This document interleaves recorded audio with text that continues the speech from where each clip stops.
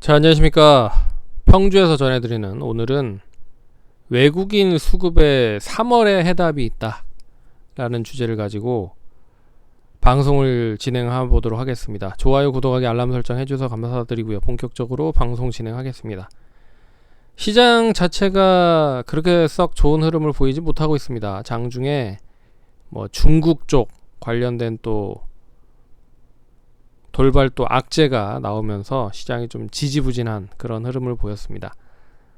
2월부터 어떻게 보면은 올해 1월부터 시작을 해서 1월, 2월, 3월 조금 올라가려고 하면 눌리고 올라가려고 하면 눌리고 그런 흐름들을 계속 보이고 있어서 매매하기가 상당히 좀 까다로운 그런 시장의 흐름이 나타나고 있다 라고 볼 수 있습니다. 그러면 3월에 외국인과 기관에 대한 수급을 좀 볼 필요가 있을 것 같은데요.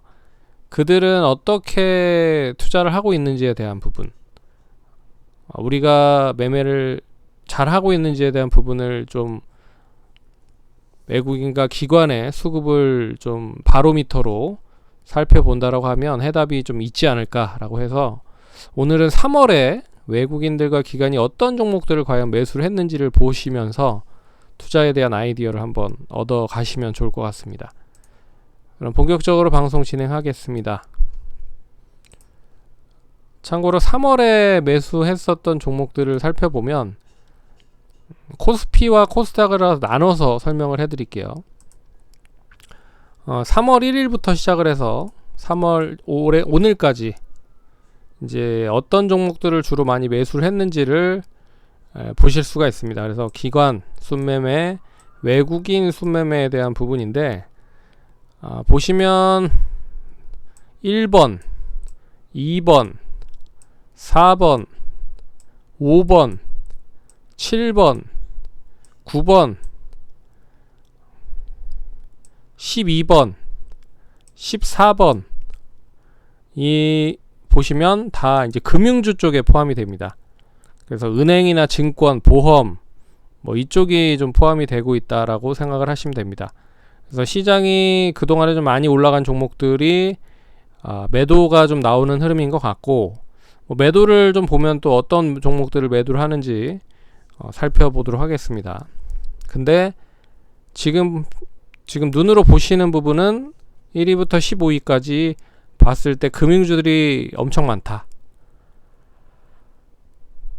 그래서 15개 중에 8개 종목이 이제 금융 쪽의 종목으로 포함이 되어 있는 상태다 라고 생각을 하시면 될 것 같고, 그럼 이제 다른 쪽 관련된 종목들은 과연 어디에 포함이 되는지 보시면 두산인프라코어는 이제 기계 장비 쪽, 굴삭기 쪽이죠. 그러니까 경기 민감 쪽이라고 보시면 좋을 것 같고, 대우건설도 이제 경기 민감 쪽, 그리고 신성이엔진은 이제 태양광 쪽, 대체에너지 쪽, 그리고 기아차는 자동차, KT는 이제 사업 재편 관련된 부분, 그리고 현대제철은 철강 관련된 부분.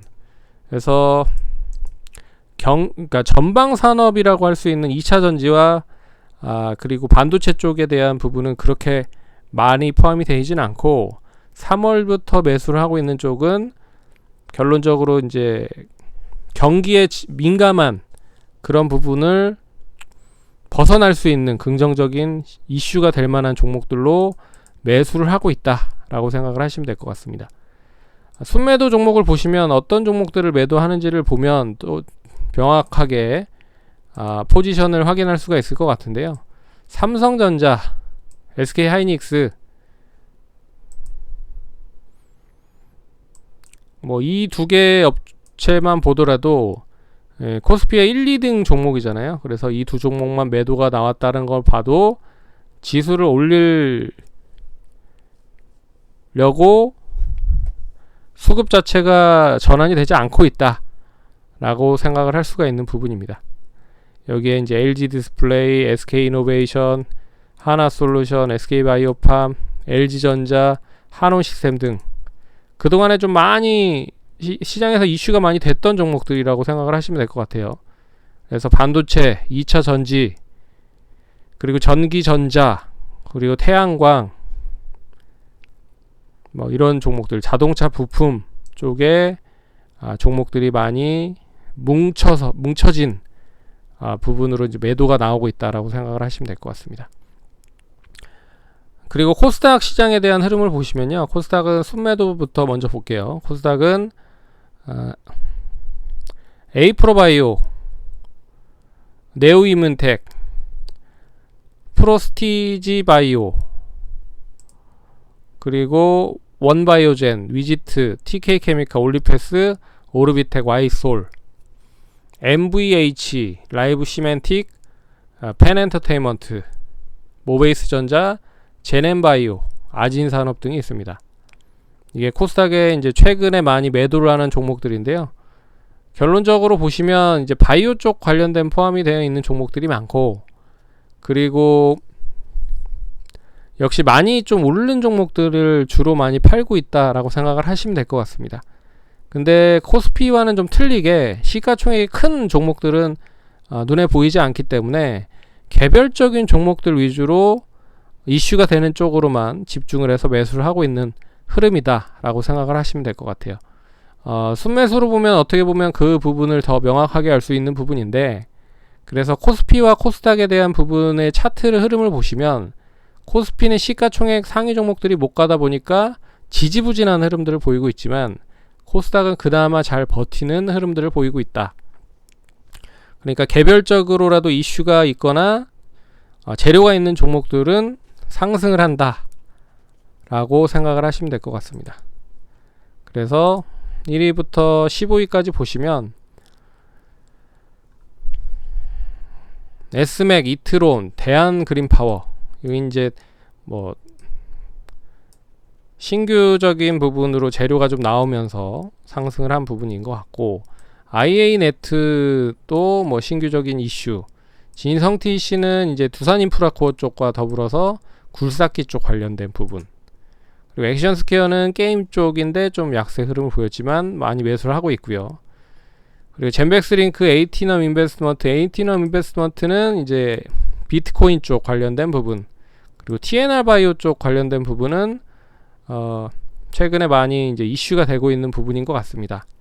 3D 프린팅 쪽과 이제 존슨앤존슨 관련된 이슈, 그리고 아이원스는 반도체, 대신정보통신, 서울전자통신은 이제 개별적인 성향을 조금 보이고 있는 흐름인데, 뭐 1위부터 15위까지를 보시면요, 전반적으로 시가총액 상위 종목은 역시 많이 보이지 않는다.